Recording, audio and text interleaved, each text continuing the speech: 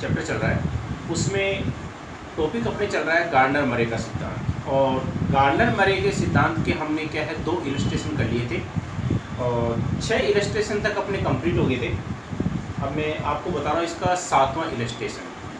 7वां जो इलस्ट्रेशन है इसमें दे रखा है ABC बराबर के साझेदार है और 31 मार्च को उनकी पूंजी इतनी थी और फर्म के विघटन का निश्चय किया। विभिन्न संपत्तियों से 1,64,000 रुपये वसूली हुए 4,000 रुपये थे। सी दिवालिया हो गया और उससे 1 रुपये में 40 पैसा ही वसूल हो सके। देखो इसमें जो है 3 पार्टनर है ABC।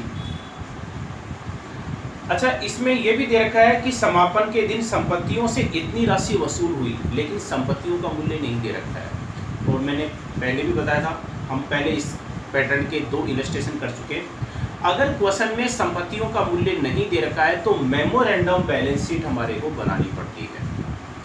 तो इसमें समापन के दिन संपत्तियों से कितनी राशि वसूल हुई ये दे रखा है, लेकिन संपत्तियों का मूल्य कितना था ये हमारे को ज्ञात करना है, जिसके लिए मेमोरेंडम बैलेंस शीट बनानी है। क्योंकि जब तक हमारे को एसेट्स का मूल्य ज्ञात नहीं होगा तब तक हम रियलाइजेशन अकाउंट यानी कि वसूली खाता नहीं बना सकते। दूसरे इसमें जो सी है वो दिवालिया हो गया है और उससे 1 रुपये में 40 पैसा यानी कि 100 में से 40 यानी कि 40% राशि उसे प्राप्त हो सकी। अच्छा, इसमें गार्डनर मरे का जो नियम है लागू होता है या नहीं होता है नहीं दे रखा है। अगर क्वेश्चन में कुछ भी नहीं दे रखा है तो हम अपनी इच्छा से गार्डनर मरे का जो नियम है वो लागू कर भी सकते हैं, नहीं भी।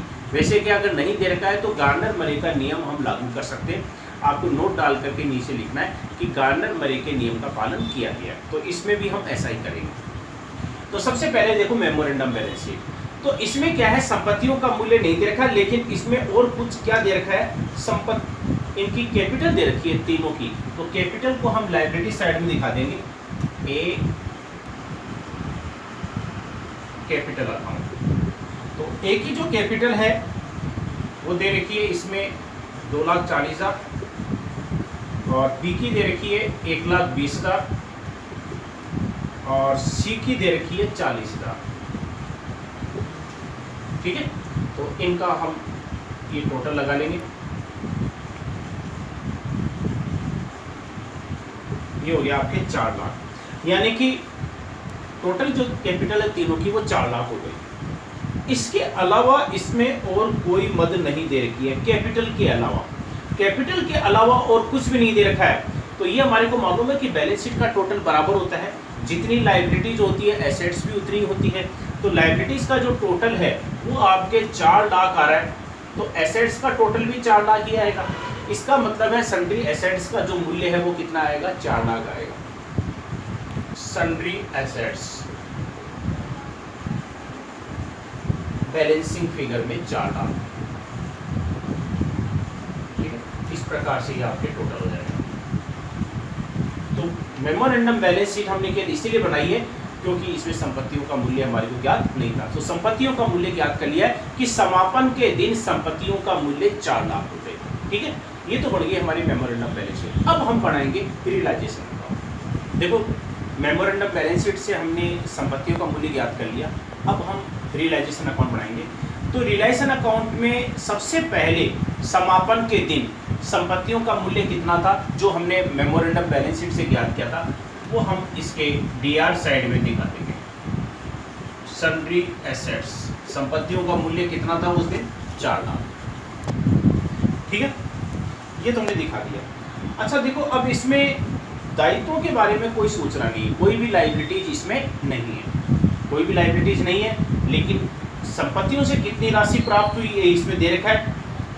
विभिन्न संपत्तियों से 1,64,000 रुपये वसूल हुए, ये दिखा देंगे बाई कैश, ब्रैकेट में लिखेंगे एसेट्स रियलाइज्ड, यानी कि संपत्तियों से वसूली 1,64,000। 1,64,000 हमारे को संपत्तियों से प्राप्त हुए हैं। अच्छा, और इसमें देर का वसूली हुए 4,000 रुपये, ब्रैकेट में लिखेंगे एक्सपेंसेस। 4,000 रुपये रियलाइजेशन के जो खर्चे हैं वो हुए हैं, वो हम इसमें दिखा देंगे, ठीक है। सी दिवालिया हो गया और 1 में से 40 पैसा यानी कि 40% राशि प्राप्त हुई है। तो दिवालिया हो गया, कितनी राशि प्राप्त होती है, कितना भुगतान करेंगे, ये सब हम रिलेशन अकाउंट में नहीं दिखाते, उसको हम दिखाते हैं केवल पार्टनरशिप अकाउंट में। तो आपके रिलेशन अकाउंट में बस यही मद है, इसके अलावा और कोई मद नहीं है। तो देखो इसमें डेबिट साइड का जो टोटल है वो ज़्यादा है। डेबिट साइड का टोटल आ रहा है इसमें 4,04,000 और क्रेडिट साइड में आपके केवल एक ही मद है 1,64,000। तो ये इसमें से लेस कर देंगे, 4,04,000 में से 1,64,000,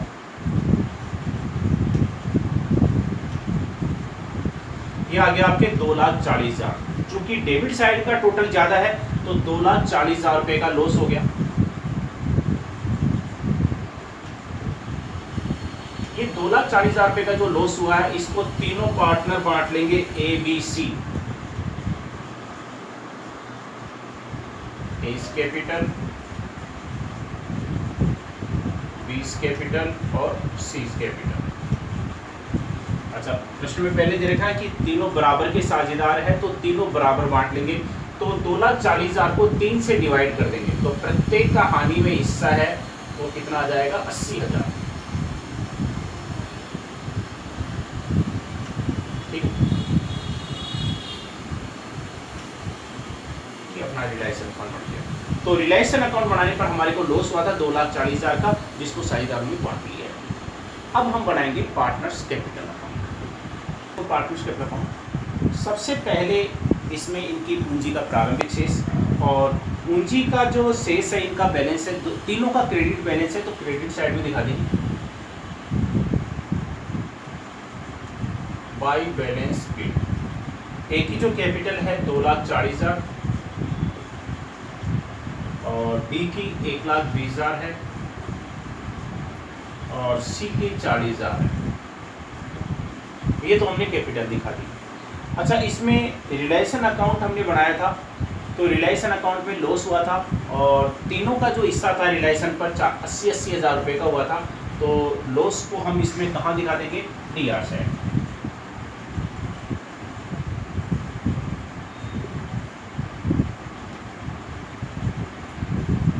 प्रत्येक का हानि में हिस्सा 80,000 है तो 80,000 दिखा देंगे, तीनों दिखा देंगे। ये आपके रिलेशन का लॉस का हो गया।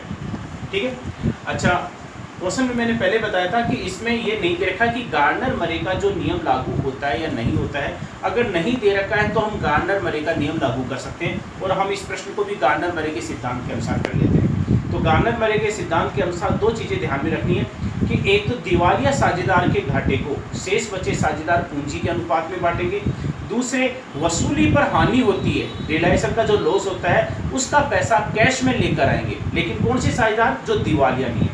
तो इसमें सी साझेदार दिवालिया हो गया तो रिलायसन का जो लॉस हुआ ये 80,000 रुपये, ये पैसा कौन लेकर आएंगे, केवल ए और बी। क्वेश्चन में नहीं दे रखा है तो हम इसमें दिखा देंगे। तो इसका पैसा वो अगर नकद में लेकर आते हैं तो CR साइड में दिखा दिया, 80,000 रुपये ए लेकर आ जाएगा, 80,000 रुपये बी लेकर आ जाएगा, क्योंकि सी दिवालिया हो गया इसलिए वो पैसा नकद लाने में असमर्थ है। ये हमने इसका दिखा दिया। अब देखो इसमें सी का घाटा, अब देखो इसमें सी दिवालिया हो गया तो सबसे पहले हम डेबिट साइड का टोटल लगाते हैं और डेबिट साइड का जो टोटल है वो आ रहा है 80,000 रुपये, ठीक है। और क्रेडिट साइड में आ रहा है केवल 40,000 रुपये, ठीक है। तो इसका मतलब है इसका टोटल घाटा है वो कितना आ रहा है, 40,000 का। 40,000 का जो घाटा हो रहा है उसके लिए प्रश्न में क्या दे रखा है कि उससे 1 रुपये में 40 पैसे, 1 रुपये में 100 पैसे होते हैं, यानी कि 100 में से 40 तो कितना हो गया, 40%।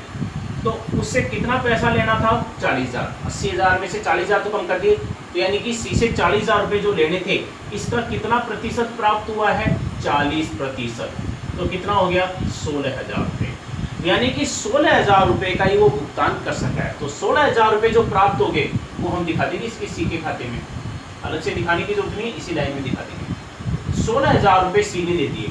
अब 40,000 रुपये जो लेने थे इसमें से 16,000 रुपये प्राप्त हो गए, तो शेष राशि है वो कितनी बची है आपके, 24,000।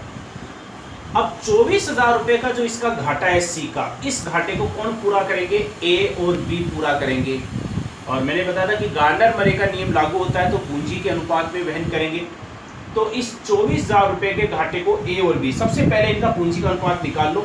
देखो ए की जो पूंजी है वो थी 2,40,000 और बी की पूंजी है 1,20,000, ठीक है। तो इनका रेशियो है वो निकाल लो 2:1। इनका जो रेशियो है 2:1 आ रहा है, तो 24,000 को ये 2:1 के अनुपात में बांट लेंगे। तो 24,000 का पहले इसका ए का हिस्सा 2/3 16,000, तो एक का 16,000 आ जाएगा तो दूसरे का 8,000 आ जाएगा। तो इसके 24,000 के घाटे में से 16,000 तो कौन पूरा करेगा? ए पूरा करेगा। तो इसमें लिखेंगे बाई एज कैपिटल। सी के खाते में 16,000 तो ये सी दे देगा, और बी का शेयर कितना आ जाएगा? 8,000, तो वो बी के नाम से दिखा देंगे बाई बीस कैपिटल। 8,000 रुपये ये बी दे देगा, ठीक है। इसका घाटा पूरा हो गया। अब इसका टोटल हम लगा देंगे। अच्छा, सी के घाटे को पूरा करने के कारण इनकी पूंजी में कमी हो जाएगी, तो इसको हम कहाँ दिखा देंगे? डी आर साइड में, क्योंकि ए और बी ने ये पैसा है किसके घाटे को पूरा किया है? सी के घाटे को, इसलिए नाम भी किसका आएगा? Seize capital. इन्होंने सी को दिया है, तो इसका ए के खाते में 16,000 दिखा देंगे और बी के खाते में दिखा देंगे 8,000, ठीक है। ये आपके अमाउंट हो गया है। अब क्या करेंगे? जो कि सी तो दिवालिया हो गया, उसके घाटे को इन्होंने पूरा कर दिया। अब ए और बी को फर्म भुगतान करेगी या ये फर्म को भुगतान करेंगे, इसके लिए हम टोटल लगा के देख लेते हैं। अगर सीआर साइड का टोटल ज़्यादा है तो ये फर्म से भुगतान प्राप्त करेंगे, और इसमें देखो सीआर साइड का ही टोटल ज़्यादा है, इसलिए ए और बी दोनों फर्म से भुगतान प्राप्त करेंगे। तो इसका टोटल लगा लो, पहले ए का लगा लो। ए का सीआर साइड का जो टोटल है वो आ रहा है 3,20,000, और ऐसे बी का भी लगा लो। बी का जो टोटल है वो आ रहा है 2 लाख, ठीक है। अब इसमें से सीआर साइड के टोटल में से डीआर साइड का है, तो डीआर साइड का टोटल पहले ए का देख लो। ए का जो टोटल है डीआर साइड का वो कितना आ रहा है? 96,000, और सीआर साइड का टोटल है वो कितना था? 3,20,000। 3,20,000 में से 96,000 रुपये लेस कर देंगे, तो ये राशि है वो कितनी हो गई? 2,24,000 रुपये। यानी कि ए का बैलेंस 2,24,000 रुपये आ रहा है। इसका मतलब ये फर्म से कितना भुगतान प्राप्त करेगा? 2,24,000 रुपये प्राप्त करेगा। तो 2,24,000 रुपये फर्म से भुगतान प्राप्त करेगा, तो इसको दिखा देंगे टू कैश के नाम से 2,24,000। तो 2,24,000 रुपये तो ए को पेमेंट कर देंगे, और इसका टोटल हम बता देंगे। अब बी का देखो, बी का सीआर साइड का टोटल 2 लाख था, और डीआर साइड का टोटल कितना आ रहा है? 88,000। तो इस 2 लाख में से 88,000 रुपये लेस कर दो, कितना आ गया? 1,12,000। यानी कि बी को कितना पेमेंट किया जाएगा? 1,12,000 रुपये, ठीक है। ये टोटल आ जाएगा आपके 2 लाख कैश। ये आपके फाइनल पेमेंट। तो 2,24,000 रुपये ए को भुगतान करेगी फर्म, और 1,12,000 बी को पेमेंट करेगी फर्म, ठीक है। तो इनका भुगतान कितना करना था वो हमने पार्टनरशिप अकाउंट से ज्ञात कर लिया है। अब हम बनाएंगे इसका कैश अकाउंट। पार्टनरशिप अकाउंट हमने जो बनाया था उससे हमने ये मालूम कर लिया है कि साझेदारों को कितना भुगतान करना है। अब हम बनाएंगे कैश अकाउंट। तो कैश अकाउंट में हम क्या करते हैं? सबसे पहले डेबिट साइड में रोकड़ का प्रारंभिक शेष। तो पुरानी जो सूचनाएं दे रखी है उसके अनुसार पहले का कोई कैश बैलेंस नहीं था, इसलिए हम इसमें नहीं दिखाएंगे। लेकिन जो भी रोकड़ आती है, रोकड़ प्राप्त होती है, वो हम डेबिट साइड में दिखाते हैं। तो इसमें रोकड़ जो प्राप्त हुई है संपत्तियों को बेचने से, तो रियलाइजेशन एसेट्स रियलाइज, संपत्तियों से वसूली। तो संपत्तियों से इसमें राशि जो प्राप्त हुई है वो दे रखा है 1,64,000। 1,64,000 तो हमारे को संपत्तियों को बेचने से प्राप्त हुए थे। इसके अलावा साझेदार लेकर आए थे, रिलायंस पर लॉस हुआ था, उसका पैसा कैश में लेकर आए थे ए बी। तो और प्रत्येक का हानि में जो हिस्सा है 80,000 आया था, तो वो पैसा कैश में लेकर आए वो दिखा देंगे हम। अब आपके 80,000 रुपये ए लेकर आया, 80,000 रुपये बी लेकर आया, लेकिन सी दिवालिया हो गया था, इसलिए रिलायंस लॉस का जो पैसा वो तो कैश में नहीं लेकर आया, लेकिन उसने अपने घाटे में से 40% हिस्सा दिया था, और अपने घाटे में उसका 40% जो हिस्सा है वो हमने ज्ञात किया था 16,000। तो 16,000 रुपये सी ने दिया था, तो ये सी के नाम से दिखा देंगे हम 16,000 रुपये। ठीक है, ये हमारे पास कैश आया था। अब कैश पेमेंट जितने भी हैं वो हम दिखा देंगे इसके सीआर साइड में। देखो इसमें कोई लायबिलिटीज नहीं थी, लेकिन हमने रिलायंस पर जो खर्चे हुए थे उनका हमने पेमेंट किया है, तो नाम लिख देंगे बाई रियलाइजेशन, ब्रैकेट में लिख देंगे एक्सपेंसेस। तो रिलायंस पर जो खर्चे हैं वो हमारे हुए थे 4,000 रुपये। ठीक है, दायित्व में कुछ नहीं था, लायबिलिटीज नहीं थी, लेकिन साझेदारों को हमने भुगतान किया किसको, ए और बी को। ए और बी को हमने जो पेमेंट किया है वो हम इसमें से सीआर साइड में दिखा देंगे बाई एज कैपिटल। ए को हमने पेमेंट किया था इसमें 2,24,000, और बी को हमने पेमेंट किया था 1,12,000 रुपये का। ठीक है, बस इसके अलावा इसमें और कोई मद नहीं है। तो अब कैश अकाउंट का टोटल है वो कर देंगे, तो टोटल आपके इसका दोनों साइड का बराबर ही आएगा। ये आ गया आपके 3,40,000, और इस साइड का भी आपके 3,40,000 आ रहा है। ये बन गया आपका कैश अकाउंट। ठीक है, तो ये मैंने आपको बताया था, इसका आपके इलस्ट्रेशन 7वां पेज नंबर 171 पर। ठीक है, अब मैं आपको इसका 8वां जो इलस्ट्रेशन है वो आपको करना है, मैं थोड़ा सा आपको बता देता हूँ इसको कैसे सोल्व करना है, वो देखिए। इसमें जो इलस्ट्रेशन है इसको मैं आपको वैसे बता रहा हूँ, आपको सोल्व आपको ही करना है। इसमें एक तो बैलेंस शीट दे रखी है, बैलेंस शीट जो दे रखी है उसके लायबिलिटी साइड में ए और बी का कैपिटल का बैलेंस दे रखा है, लेकिन सी की कैपिटल दे रखी है एसेट्स में, इसमें दे रखा है सीज कैपिटल ओवरड्राफ्ट। इसका मतलब है इसकी पूंजी का डेबिट शेष होगा। ओवरड्राफ्ट का मतलब पैसा ज़्यादा निकाल लिया तो ओवरड्राफ्ट हो गया।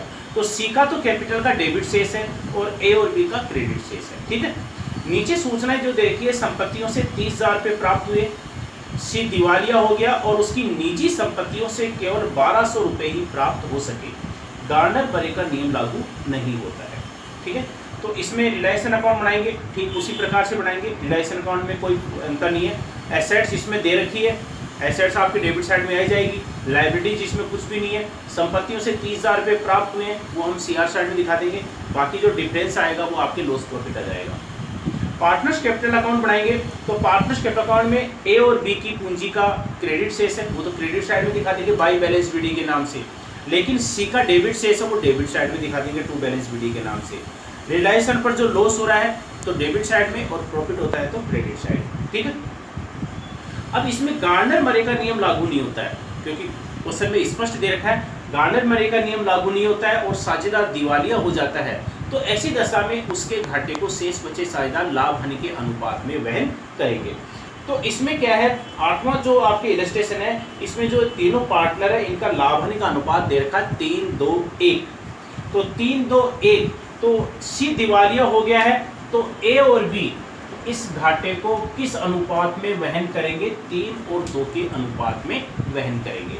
ठीक है, तो इसमें पार्टनर्स कैपिटल अकाउंट में सी का जो घाटा आएगा टोटल, डेबिट साइड का टोटल लगा लेंगे, और डेबिट साइड के टोटल में से क्रेडिट साइड का घटाने पर जो डिफरेंस आएगा वो घाटा है।